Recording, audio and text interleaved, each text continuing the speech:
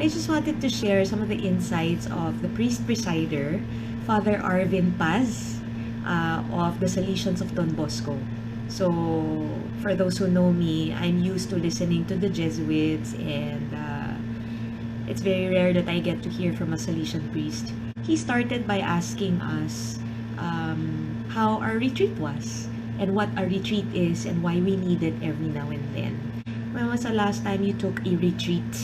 No, it can be a prayer retreat or just generally like a step back. Soldiers, when they are commanded by their officer, their leading officer, when they're commanded, retreat, retreat.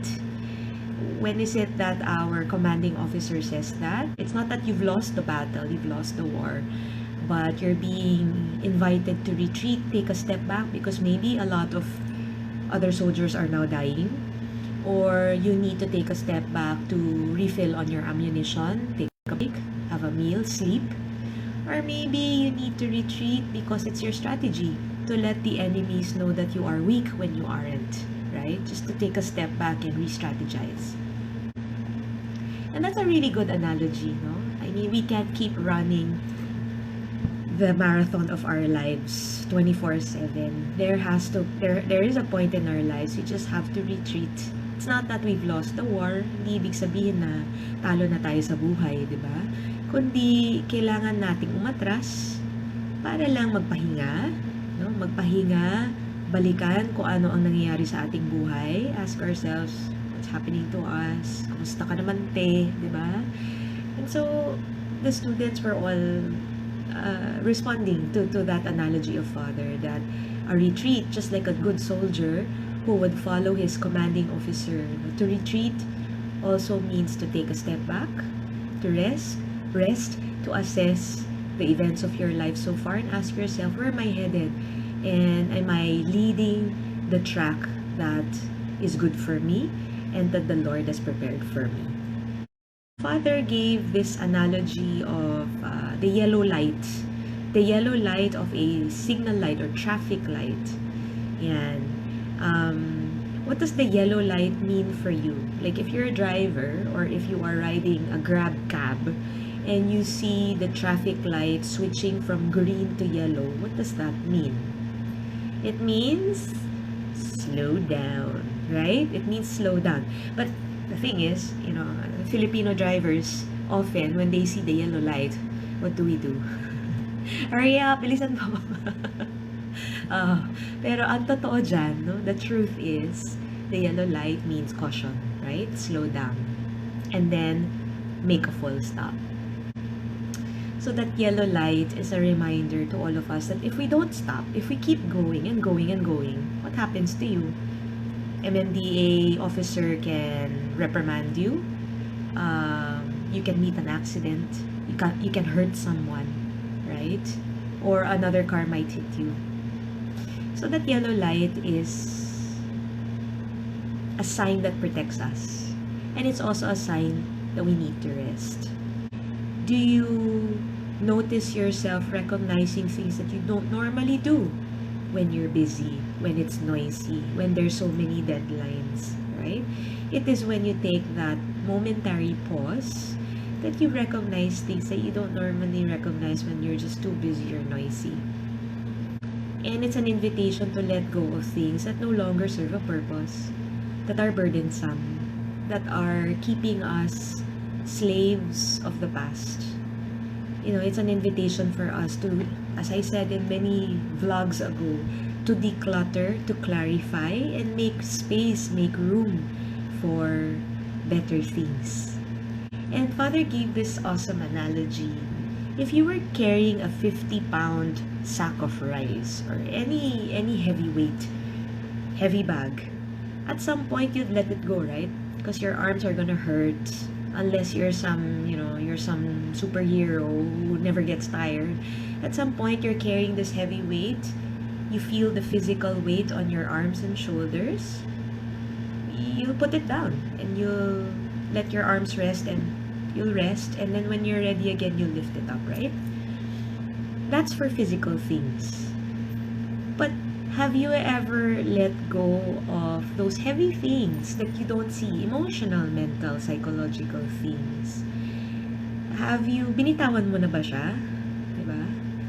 O clingy ka pa rin?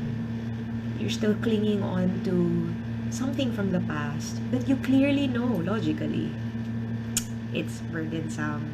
It's eating my waking hours. It's disrupting my daily routines, right?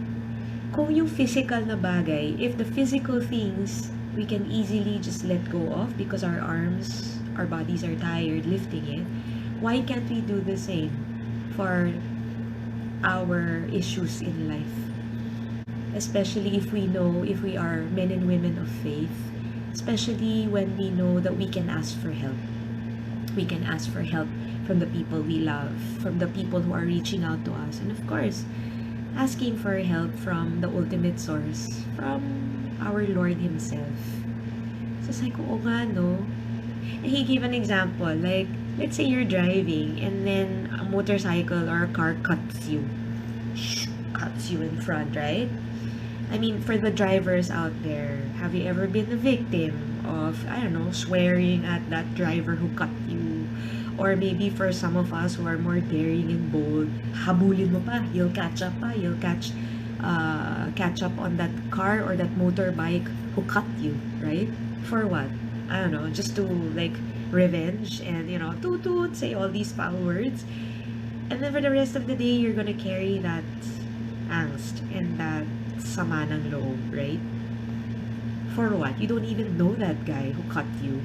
You don't even know that person who just totally wreak havoc to your day. Ako, I admit, there are days like that na parang papatulang ko talaga siya kasi parang, I need to fight for my rights. That's wrong. That was my space. That was my time. And I want to let you know that because of you, you know, you just totally wreak havoc to my day.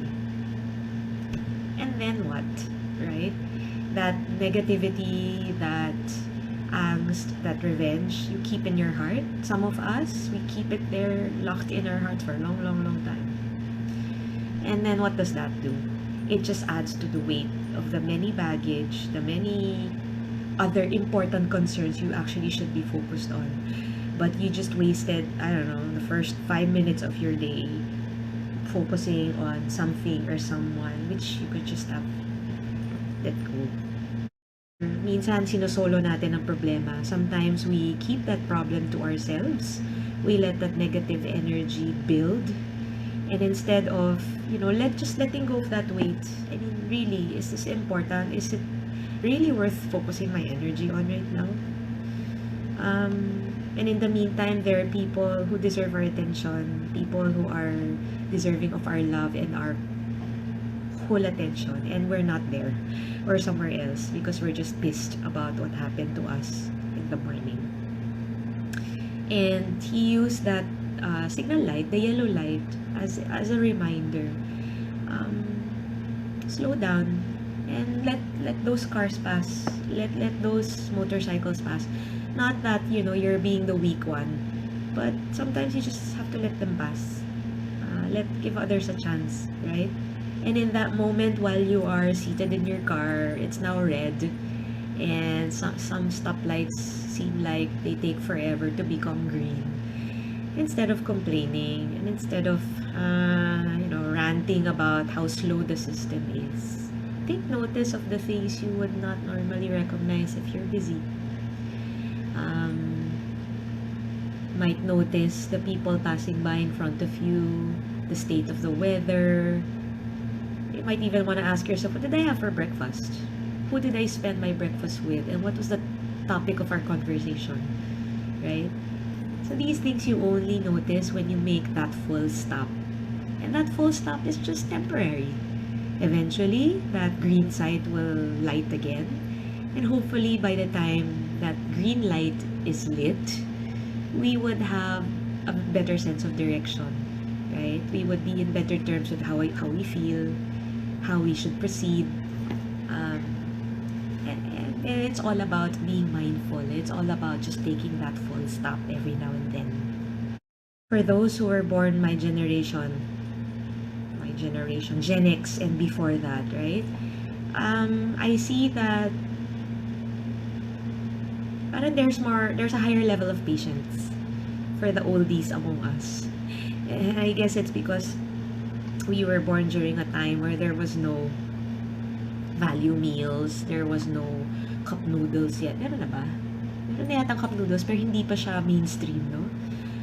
Walang cellphone. Um, may photocopy machine na ba kami nun? Parang high school na yata, or late grade school. Right? Parang you go to the library, you research on something, you have to copy it by hand. Typewriter generation. My gosh, when you make a mistake on the typewriter, you don't just press a delete button. You have to get what? White out? Diba? You have to get white out.